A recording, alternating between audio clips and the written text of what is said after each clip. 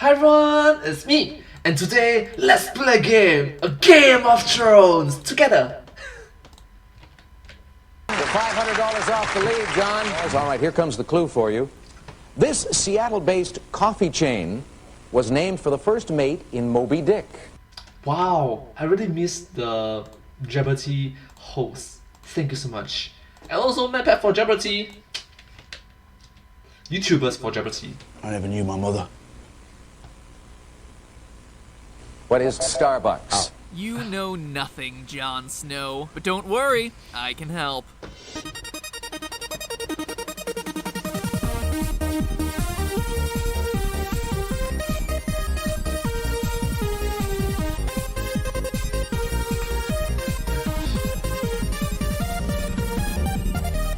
Hello, Internet! Welcome to Film Theory. Hello Internet, welcome to Film Theory. You know, if there's one thing I've learned from all my years working on these videos, it's that in the game of theories, you either win or you die at the hands of angry fanboys. But who knows, that was for game theory. Maybe film theory viewers will be more forgiving. Oh, just wait till I talk about Star Wars. Never mind. Shameless promotion of game theory aside, the HBO show Game of Thrones has been an absolutely massive hit because except for the last season, because of its stellar storytelling, captivating characters, and, well, other things. Lots and lots of other things. But in all seriousness, with the fifth... Yep, keep this family friendly, keep it wholesome. Thank you so much. Thank you. Season currently in progress, this show has been presenting us with unsolved mysteries since episode 1. Even the books have left us in the dark, and when getting ready to theorize about this series, there is no better place to start than with the mystery of Jon Snow's mother. This detail is so important to Game of Thrones that when approached to adapt his books to TV, George R.R. Martin, the book's author, ended the interview asking for her true identity. Now, can we just take a minute to appreciate the mental image of George R.R. acting like the bridge keeper from Monty Python? What is your name? Dan Weiss. What is your quest? Adapt your books to television. What is the identity of Jon Snow's mother? Apparently these guys were able to answer correctly, and if they can figure it out, so can we. Now, before we continue, a warning. We're gonna be treading beyond the wall into spoiler territory. If you're up to date with the show, then you'll be fine. If not, well, beware ye who enter. Here there be dragons. And minor spoilers and speculation. For almost the first time, I get to talk about a work of fiction that's actually in progress. So this is pretty cool. Not necessarily in progress to say that it ended with a spectacularly controversial last season. Watch the show, then watch this theory, then watch the rest of the show, then go back and watch this theory again to see if I was right. And you can know it here first. Alright, let's start with what we know. Jon Snow is the bastard son of... Am I allowed to say bastard? Isn't that like a bad word or something? Watch out, film theory getting all PG-13 up in here. Wow. Anyways, continue. Jon Snow is the born-out-of-wedlock son of Eddard Stark, Lord of Winterfell and Warden of the North. The story we know is that Jon was born after a single night of passion about 20 years ago, and has been raised by Lord Stark in Winterfell ever since. We hear repeatedly from various characters throughout the series that Jon's personality resembles that of a Stark far more than any of Ned's other true-born children, except for maybe Arya. So, who are our suspects? Ned himself tells us the mother's name is a woman named Wylla. Well, he doesn't tell us. It's not like he went all meta and broke the fourth wall or anything. No, he says it to his close friend, Robert Baratheon, King of Westeros, during the second episode of the series. The story goes that she was a wet nurse who somehow managed to charm Eddard into her bed while he was away from home fighting alongside Robert. One thing leads to another, and 9 months later, out pops the baby. And Ned, being a man of true honor, takes responsibility for the child, bringing him home to Winterfell. Boom! Done! Open and shut case. Cut and roll credits. Man, these film theory episodes are easy. Okay. Oh, did you just say, man, these film theories episodes are easy? Oh, that's a red flag. This is seriously big red flag.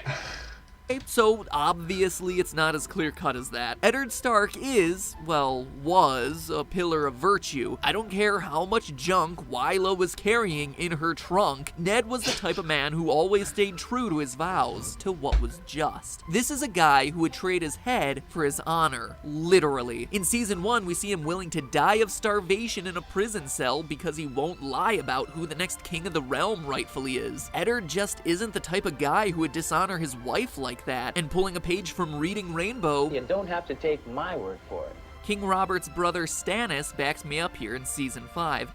Sadly, even though he died with a man of he died as man of respectable figure.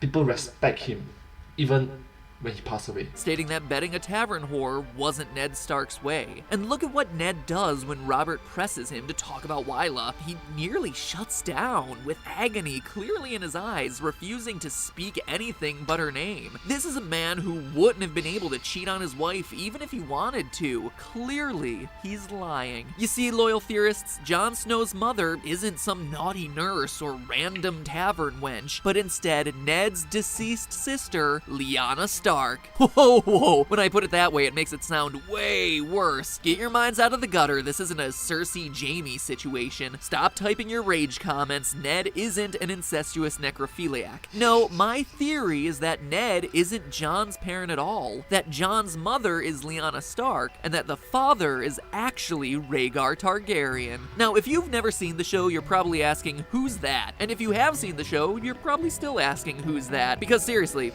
who is that? There are so many darn characters in the show whose names are impossible to remember. Seriously, Roose Bolton? I mean, who took any notice of that guy before the end of season 3, am I right? Okay, so who is Rhaegar, outside of being the guy whose name is literally impossible to type correctly? Well, he's probably the most important character we'll never meet on the show, considering he's dead. But we do know a lot about him already. He was Daenerys Targaryen's oldest brother and heir to the throne of Westeros. We also hear in bits and pieces throughout season 1 that he kidnapped and raped Lyanna, and that Robert, who was engaged to her, started a war called Robert's Rebellion to bring her back. At the end of the rebellion, he ends up killing Rhaegar, but when they try to rescue Lyanna, she's already dying, lying in a bed of her own blood. But beyond Lyanna, Rhaegar's death actually had huge repercussions, resulting in the Targaryen family being ousted from the throne, Daenerys and her brother having to flee the realm, and Robert Baratheon becoming king. So a pretty big deal for a guy that we've never met. So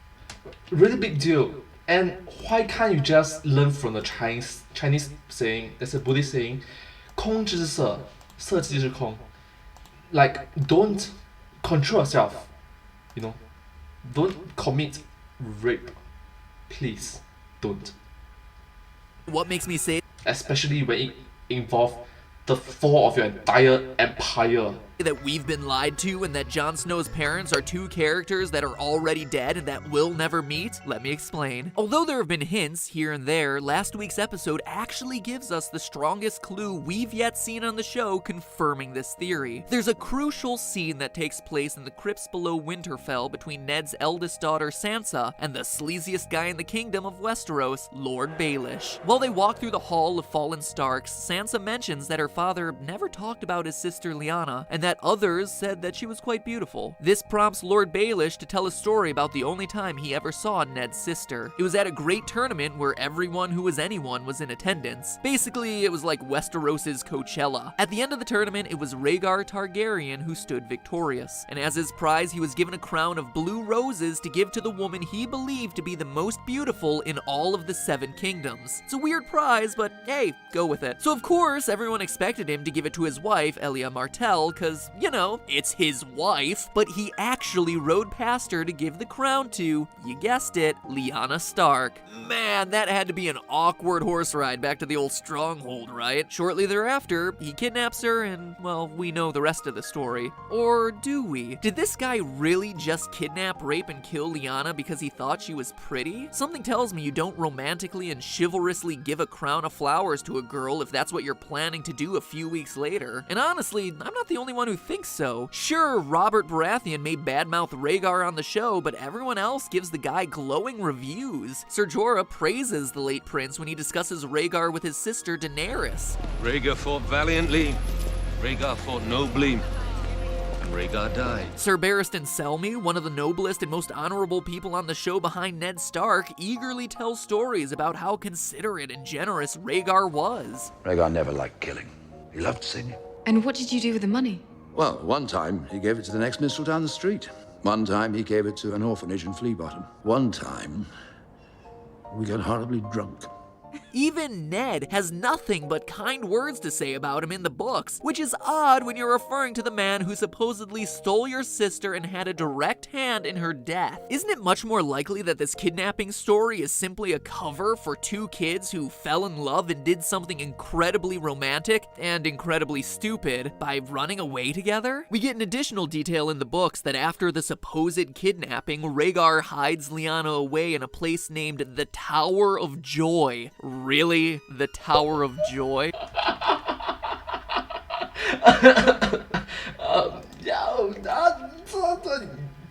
You get the point, you get the point. It's a tower in which they have a joyful memory, so Tower of Joy.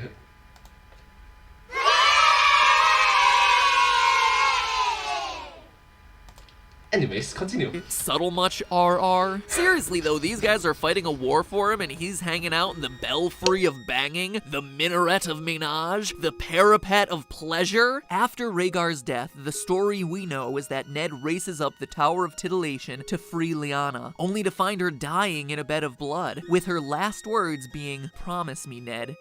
Now think about this, a bed of blood? Yes, it could be Rhaegar killing the girl, but childbirth can also be a pretty messy business. Then she asks Ned to make a promise. Could it be perhaps a promise to raise her newborn child? Or to take it one step further, to keep the child safe by keeping his true parentage secret? I mean, you know Robert would totally freak out if his beloved fiancée had a baby with another man. Robert just started a rebellion against a royal dynasty in an attempt to get her back. Oh, sorry, we were in love. That ain't gonna cut it. It would make sense that Ned would have to claim the child as his own to cast off suspicion. Then, when Ned returns to Winterfell with the baby Jon, no one would ever know the boy's true parentage. Makes a whole lot of sense to me. Additionally, we hear that when Ned rode for the Tower of Joy, he and his companions didn't find Lyanna alone. No, 3 of the Kingsguard were there standing watch over the Lady Stark, including the Lord Commander himself. Why would they be there instead of fighting or swearing allegiance to the new king, or most importantly of all, protecting the only 2 remaining Targaryens, Daenerys and her brother, as they escape the country? Probably because they were busy protecting another Targaryen, a baby, the heir to the Iron Throne of the kingdom, Jon Snow. Need more proof? Ever wonder why Ned had such an extreme reaction to Robert trying to assassinate Daenerys back in season 1? How about the disgust and urgency he shows when Robert says he'll kill every Targaryen he can get his hands on? Stakes are high because Jon Snow would also have Targaryen blood, meaning his life would be at risk. Or how about some more super recent evidence, like the awkward scene between Jon and the Red Woman at the Wall in season 5, where she attempts to seduce him. The only times she's done this in the past was with men who possess royal blood, Stannis and Gendry, and now her latest target, Jon Snow, with the royal blood of the Targaryens coursing through his veins. But the biggest smoking gun of all comes from none other but Ned Stark himself, or rather, his actor, Sean Bean. In an interview with Vulture, Bean admits that Ned's, quote, "definitely got some unfinished business that needs to be resolved there. I'm obviously not Jon Snow's dad, and you need that to be revealed at some point,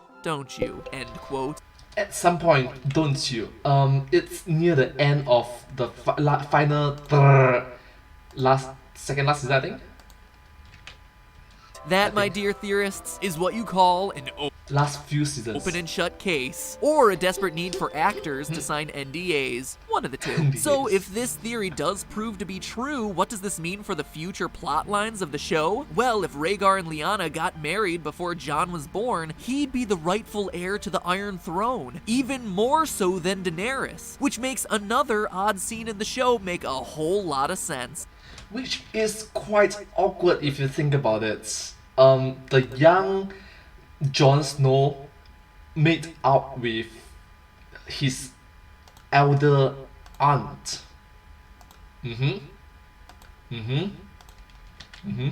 episodes. We've seen this image a few times throughout the series, most notably as one of the visions Dany sees in the House of the Undying, the King's throne room covered in snow. It could be a literal reference to Jon Snow, which is a bit on the nose, but whatever, it's television. Or it could just represent that both Daenerys and the true King of the Realm have a connection with the cold north. Perhaps it's foreshadowing that before the end of the series, Jon Snow will be sitting on that throne. It's kind of poetic in a way. The North and the Wall and the Starks symbolize ice, cold and harsh. The South and King's Landing and the Targaryens symbolize fire, hot and passionate. If Jon is the merging of these bloodlines, then his truly would be a song of ice and fire. Ice and fire! But hey, that's just a theory. Katara and Zuko! A film theory, and cut. If you get a reference, it's from Avatar. We've got another Game of Thrones theory in the works in time for the Season 5 finale that, trust me, you're not gonna wanna miss. So pull an Eddard Stark and behead that subscribe button to make sure you're the first to show off how smart you are to your friends. Or how nerdy. Whatever, screw them, it's a good show, they should watch it. Now, welcome back to the Super Amazing End Card Tournament, where I give you The Super Amazing End Card Tournament! to a question, you vote, I tell you the results next time, and you get taken to the channel page where you binge watch all film theory episodes. Today, How did he know that I'm going to do a reaction video? I'm going to binge watch all of them. How does he know? Huh.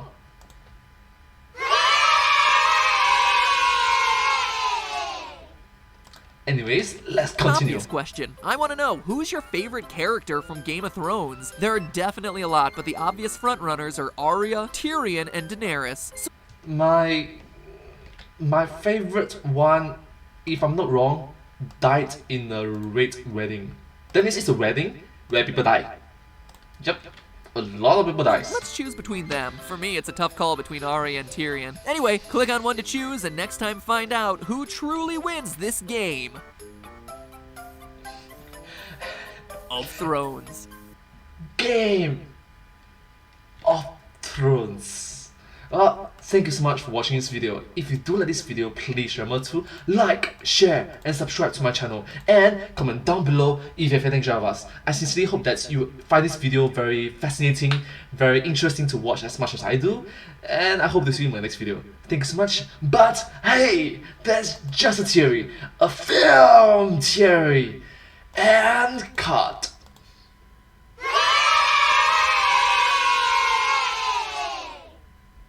Thank you so much. Subscribe. Bye bye. Hope to see you in my next video. Hope to see you in my next video. Bye bye.